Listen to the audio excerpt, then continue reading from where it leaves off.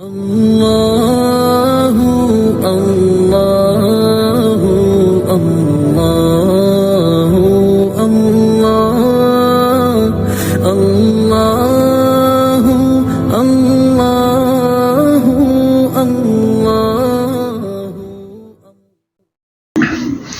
بسم اللہ الرحمن الرحیم۔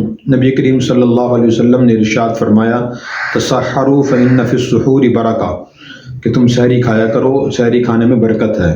اس حدیث سے معلوم ہوا کہ سحری کھانا سنت ہے۔ اور سحری کھانے کے بارے میں دوسرا مسئلہ یہ ہے کہ سحری آخری وقت میں کھانا سنت ہے۔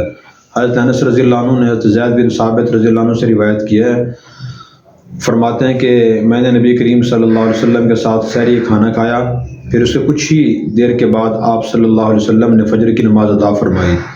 تو حضرت انس نے پوچھا کہ حضور صلی اللہ علیہ وسلم کے سحری کھانے اور فجر کی نماز پڑھنے کے درمیان کتنا وقفہ تھا؟ تو انہوں نے بتایا تقریباً 50 آیات پڑھنے کا، یعنی تقریباً 5 یا 10 منٹ کے وقفے سے آپ صلی اللہ علیہ وسلم نے فجر کی نماز پڑھی۔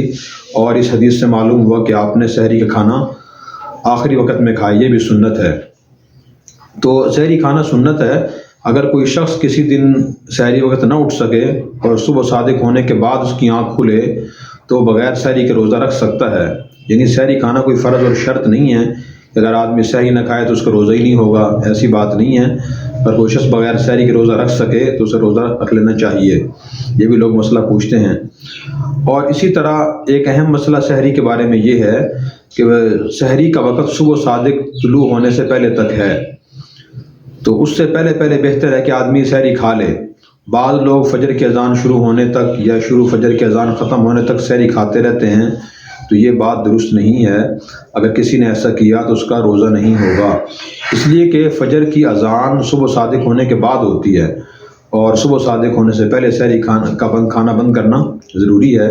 قرآن کریم میں خود اللہ نے یہ بات فرمائی کلوا واشربوا حتی یتبین لکم الخیط الابیض من الخیط الاسود من الفجر ثم اتموا الصیام الی اللیل، کہ جب صبح صادق طلوع ہو جائے تو اس وقت تک اس سے پہلے تم سحری کھا سکتے ہو۔ صبح صادق طلوع ہو گئی پھر بھی کسی نے سحری کھا لی تو اس کا روزہ نہیں ہوگا۔ اللہ تعالی ہمیں روزہ نبی کریم صلی اللہ علیہ وسلم کی تعلیمات کے مطابق رکھنے کی توفیق عطا فرمائے۔ اور اگر آپ نے ابھی تک ہمارا چینل سبسکرائب نہیں کیا تو فوراً سبسکرائب کیجئے، ساتھ ہی بیل آئیکن پر کلک کریں تاکہ مزید آنے والی ویڈیو ہے وہ آپ کو وقت پر ملتی رہیں۔ اللہ حافظ۔